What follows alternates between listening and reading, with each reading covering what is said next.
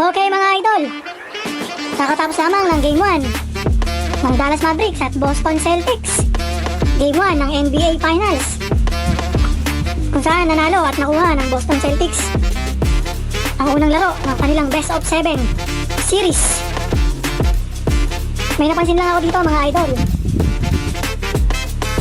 May napansin ako na sa laro ng kanilang sentro na si Kristaps Porzingis. Ito mga idol, ito rin ang pwedeng ganahin playstyle ng ating kababayang si Kai Sotso. Itong playstyle ni Kristaps Porzingis mga idol, masasabi ko na pwedeng gayahin to ng ating kababayang si Kai Sotto. Hindi na sa NBA kundi sa paparating na FIBA qualifying tournament.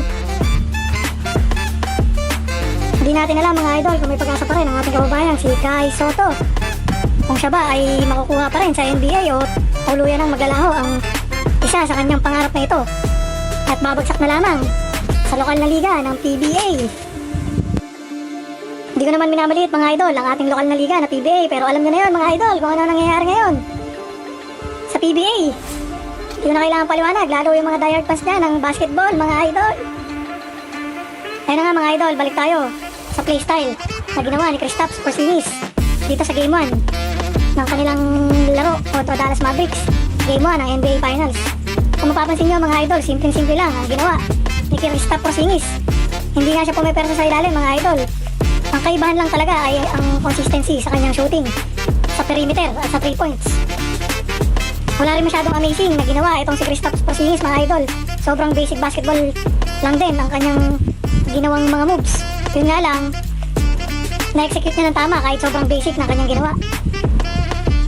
Lalo yung mga perimeter shots niya at pagkuha ng bola sa shaded area, hindi nga, kung makikita nyo nga mga idol, hindi nga bumabomba sa ilalim.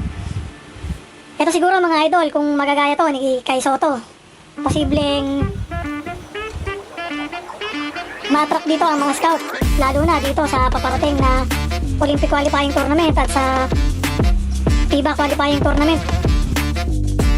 Marami ring scout dito mga idol ang NBA, kahit alam naman natin kung ano nangyari dito sa mga nakaraang Summer League at NBA camp kung saan naging parte itong ating kababayan na si Kai Sotto, pero hindi siya sinuwerte mga idol na makakuha ng kontrata sa NBA. Pero hindi pa naman huli ang lahat mga idol. Sobrang dami pa rin na undrafted players ang nakakapasok at nakukuha sa NBA. Kailangan lang talaga ni Kai Sotto mga idol na maging consistent kada laro.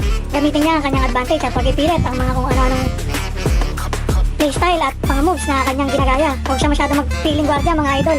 Yun talaga yung negative side na ginagawa ni Kai Sotto. Hindi siya kasing talented. Masabi ko na din to sa mga nakaraang vlog ko mga idol, hindi siya kasing talented. Itong si Unicorn na si Victor Wembanyama. Itong playstyle ni Kristaps Porzingis mga idol, ito siguro ang pwede niya talagang i-imitate. Gamitin niya ang kanyang height advantage lalo sa depensa. Nakilang block shot dito si Kristaps Porzingis. Kung mapapansin nyo mga idol, ang playstyle nitong ating kababayang si Kai Sotto, hindi siya masyadong namimero sa ilalim at mahilig siyang tumira sa perimeter, lalo na sa 3 points. Ito yung sinasabi ko mga idol, gusto niyang gayahin ang mga laruan ng guardia kahit hindi naman ito fit sa kanyang playstyle. Kung gusto niya ng ganitong laruan, ito na siguro ang isa sa pwede niya talagang i-imitate ang laro at playstyle ni Kristaps Porzingis. Simpleng-simple lang talaga ang ginawa dito ni Kristaps Porzingis mga idol, pero ang taas ng naging score din niya dahil sa consistency ng kanyang shooting, perimeter at 3 points. Malaki na din naman ang naging improvement nitong ating kababayan si Kai Sotto, pero mas marami pa din ang kailangan niyang i-improve. Kung gusto niya talagang makapasok at ma-attract ang mga NBA scout sa kanya mga idol, kailangan pa niya talagang mag-work hard dahil hindi siya kasing talented ng mga kasabayan niya ngayon na gusto rin makapasok sa NBA.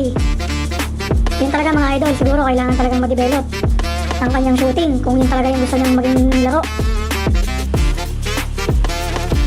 Isa pa sa kailangan gayahin at i-improve ni Kai Sotto kung gusto niyang ma-attract ang mga scout ay ang pagiging masipag sa pagbaba, lalo na sa depensa. Kung mapapansin nyo mga idol, itong si Porzingis, iba ang sipag din sa pagbalik sa transition defense. Kaya nagkakaroon siya ng magandang chance din na makapwesto at matime yan sa mga paparating na tira, lalo na yung mga dumadrive sa loob, mga idol. Marami rin mga fans ang nag-aabang sa pagbabalik nitong si Kristaps Porzingis at hindi nga nabigo ang mga fans sa naging performance ni Kristaps Porzingis sa kanyang pagbabalik mula sa injury at sumabak agad sa Game 1 ng NBA Finals. Impressive ang naging puntos ni Kristaps Porzingis. Hindi lang puntos mga idol, maging sa rebound at lalo na sa block. Kumbaga mga idol, kompleto ang kanyang stat sheet, hindi lang sa puntos. Ay lang mga idol, yun lang talaga ang naobserbahan ko habang pinapanood ko yung performance nitong si Kristaps Porzingis.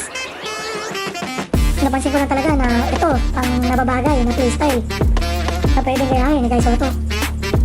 Yun lang talaga mga idol, practice talaga sa shooting. Kung pwedeng mag-training siya kung paano yung shooting na ginagawa sa NBA mga idol, siguro i-grab na rin niya. Saka yun, kailangan niya talagang i-improve at alisin yung mga bad habits na sa court mga idol. Si Kai Sotto kasi parang, alam mo naman, Pinoy. Hindi naman ang napapansin ko at na-obserbahan ko sa ibang Pinoy players na kapag nakagawa ng highlight play nakakalimutan na hindi pa tapos ang laro at masyado nang nagpo-focus sa kanilang nagawa. Poster dunk man yan or kung ano man, kung sino man yung sinama nila sa highlight. Kumbaga sa larong kanto kung sino yung nabastos nila mga idol. Ayun lang mga idol, sana talaga may makapansin din sa naging playstyle ni Kristaps Porzingis na pwede din itong maging potensyal na gayahin ni Kai Sotto. Sayang din talaga kasi mga idol yung height ni Kai Sotto. Pwede talaga siya sa NBA, kaya lang may kulang talaga sa kanya mga idol. May part na hindi impressive.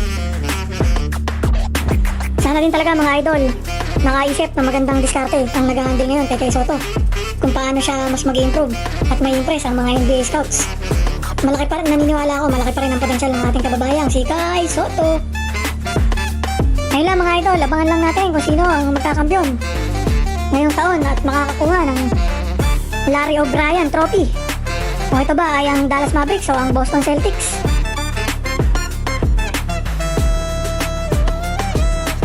Ayun din mga idol, abangan din natin ang ating kababayan si Kai Sotto kung magkakaroon pa ng improvement or talagang hanggang Japan na lang siya at tuluyan ng mawawala ang kanyang tsansa na makapasok sa NBA. Ayun lang mga idol, maglalambing lang din sana ako, pasubscribe sana sa aking munting channel.